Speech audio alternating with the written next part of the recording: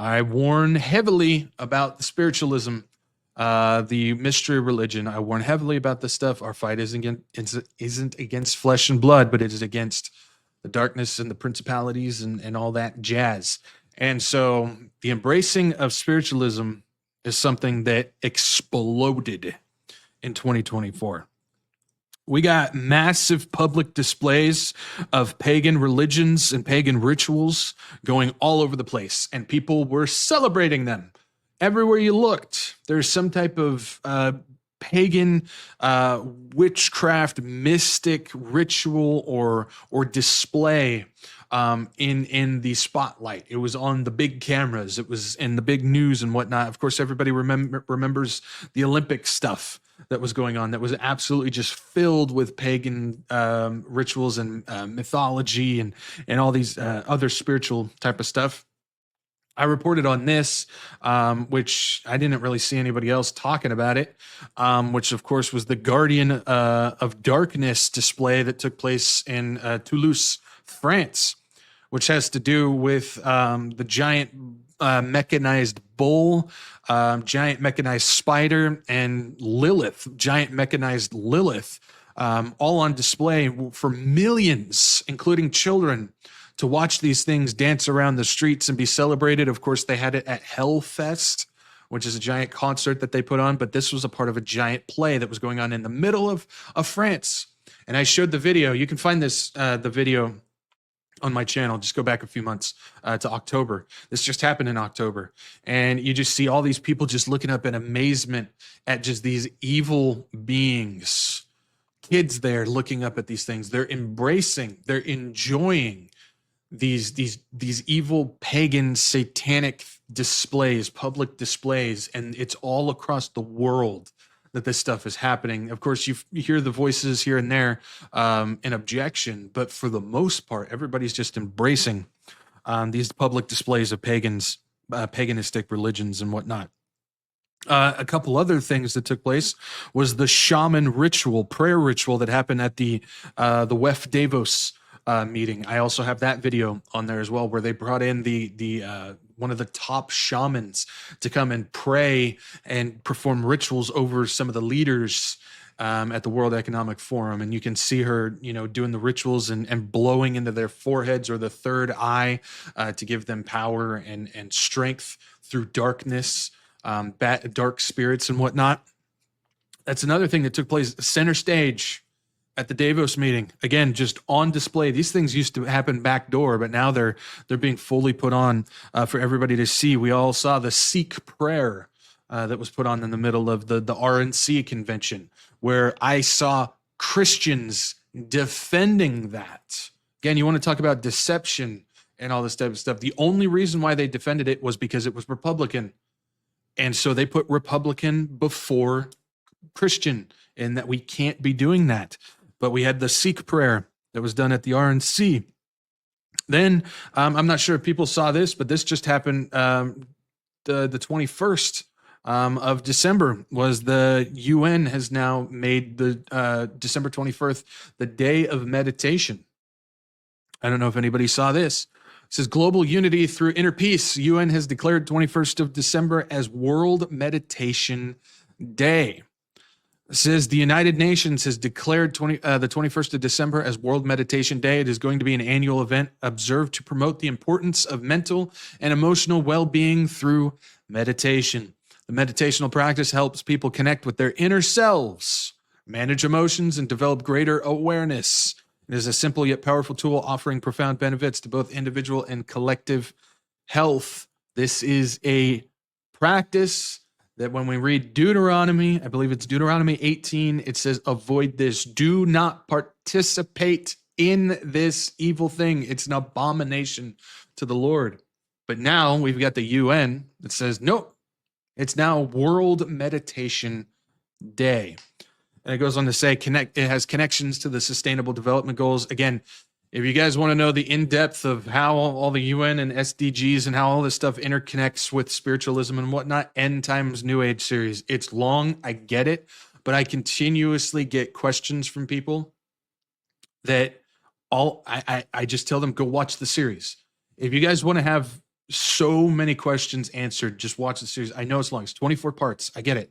But still, it explains how all this is working together and interworking. Again, mystery religion, Revelation 17, it's the harlot that rides the beast in. She's riding the beast system in. She's guiding it. And I show how she's doing that through all this stuff. So yeah, meditation connected to the SDGs doesn't surprise me. This is meditation aligns with the UN Sustainable Development Goals, particularly Goal 3, good health and well-being. You guys want to talk about how there's been such an increase of the talk of mental health lately? This is why. It says it promotes mental and emotional health, which is considered a fundamental human right. World Meditation Day encourages individuals to embrace meditation as part of their self-care routine, fostering a healthier and more resilient world for all. Oh, because they care about you so much. They just absolutely care about you. These people don't give a rip about you at all. And we can see here, for World Meditation Day, Sri Sri Ravi Shankar conducts special session for the UN event. A renowned spiritual leader and humanitarian Guru Dev Sri Sri Ravi Shankar was the keynote speaker at the event. Speaking at 8 p.m., Guru Dev emphasized the transformative power of meditation and fostering unity. Bing, bing, bing. Your red sirens should be going off. Unity and reducing stress worldwide. Following his speech, he conducted a special meditation session that brought together participants from diverse backgrounds. Sri Sri, often referred to as Guru Dev, has dedicated over 40 years to promoting meditation across 180 countries, highlighting its role in building a peaceful and harmonious society. They just care about you. Oh. They love us so much, guys. They love us. But with this has to do with, again, as I was saying, the public display of spiritualism, the embracing of spiritualism. And this is something that I've warned about that's going to increase. We're seeing more and more people just jumping on to spiritualism, jumping onto religious things, jumping onto anything like that they can grab a hold to. Anything that isn't Jesus Christ, they're starting to come together. And again, all religions of the world all come from the mystery religion. And so if they all come from the same place, they're all going to end in the same place. So with the embracing of this stuff, they're just getting everybody on board so they can prepare for that one world religion that's coming. The other things that we saw is the embracing of Satanism, the embracing of all things dark and satanic, to say the least. We all saw the Grammy performance with Sam Smith, where they had the cross-dressing devils and demons and all that type of stuff. We've seen all the different music videos and stuff coming out from these artists that all have to do with devil and Satan and blood and fire and all these types of things that are evil and wicked.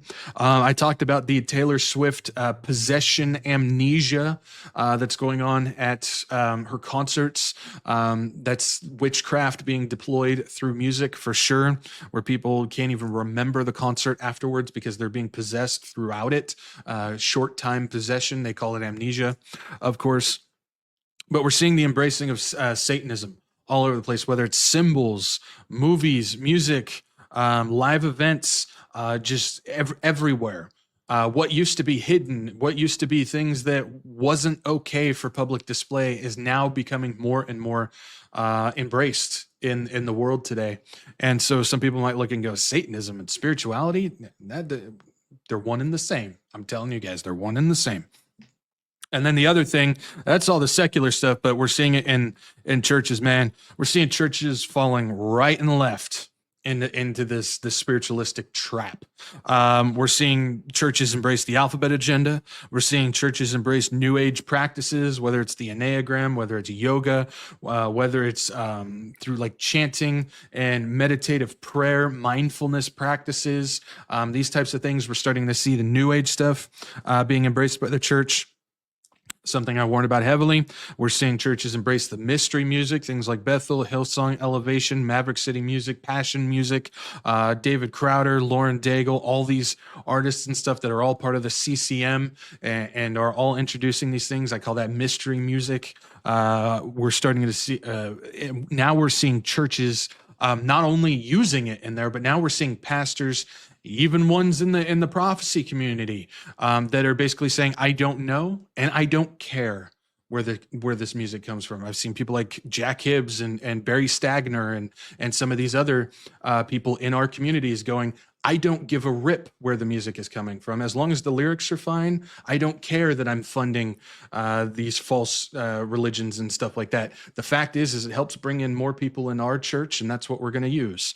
And so we're seeing more and more of the churches not only using the music, but now defending horrific churches, cults, doctrines, and false teachings. And it's just, we have entered into a whole new level when it comes to embracing this stuff.